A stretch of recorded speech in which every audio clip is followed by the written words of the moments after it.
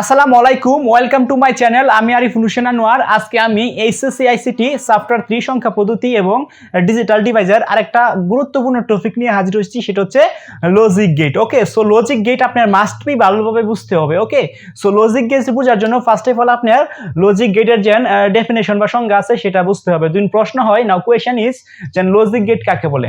তার মানে আপনার আনসারটা হবে বা ডেফিনেশনটা হবে বুলিয়ান অ্যালজেব্রার ব্যবহারিকের জন্য যে ইলেকট্রনিক সার্কিট ব্যবহার করা হয় তাকে বলা হয় লজিক গেট। ওকে, সো আমি ডেফিনেশনটা আমি আবারও বলতেছি, আপনাকে যখন কেউ কোয়েশ্চেন করে বা পরীক্ষা হলে আসে লজিক গেট কাকে বলে, তাহলে আপনারা লিখবেন বুলিয়ান অ্যালজেব্রা। আপনারা তো বুলিয়ান অ্যালজেব্রা পড়ছেন, আমার এই প্লেলিস্টেই আছে। তো বুলিয়ান অ্যালজেব্রার ব্যবহারিক প্রয়োগের জন্য যে ইলেকট্রনিক সার্কিট ব্যবহার করা হয় তাকে বলা হচ্ছে লজিক গেট। ওকে, সো লজিক গেটের প্রকারভেদ বা কাইন্ড অফ লজিক গেট বা ক্লাসিফিকেশন আমি এখানে লিখে রেখেছি।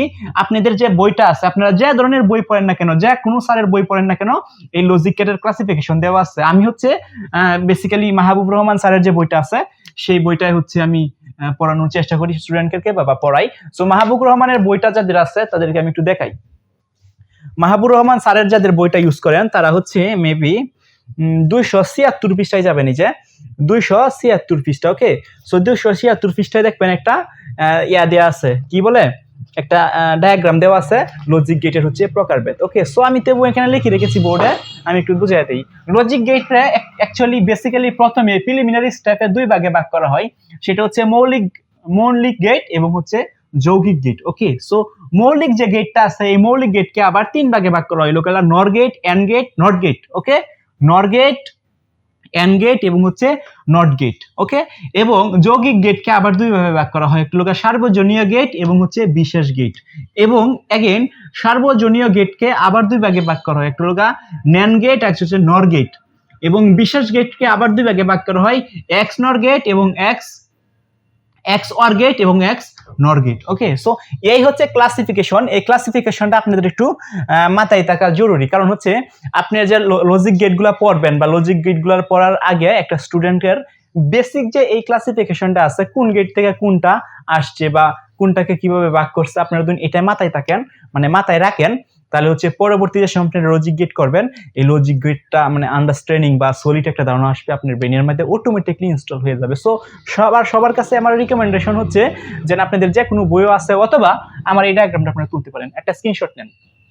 ওকে, সো এই স্ক্রিনশটটা নিয়ে আপনারা বাড়িতে এই ক্লাসিফিকেশনটা যদি একটু পড়াশোনা করেন, তাহলে এই ক্লাসিফিকেশনটা বুঝলে পরবর্তী লজিক গেট যেগুলো আছে সেগুলো আপনারা ইজিভাবে সলভ করতে পারবেন। ওকে, সো আজকের ভিডিওটা হচ্ছে শুধুমাত্র ডেফিনিশন দেওয়ার জন্য এবং এই ক্লাসিফিকেশনটা দেওয়ার জন্য, এবং পরবর্তী স্টেপ বাই স্টেপ এই যে প্রতিটা যে গেট আছে প্রতিটা গেট নিয়ে আমি কথা বললাম, AND gate, OR gate, AND gate, NOT gate, সার্বজনীন গেট, বিশেষ gate, NAND gate, NOR gate, X ওয়ার্নার গেট, এক্স নর গেট, এইগুলা যেন আছে এগুলো নিয়ে আপনাদের কাছে বিস্তারিতভাবে কথা বললাম, এবং কিভাবে কাজ করা হয় বা কোনটা কিভাবে বলা হয়, কিভাবে স্টেপ বাই স্টেপ করতে হয়, ইন প্রসেস নিয়ে আলোচনা অবশ্যই থাকবে।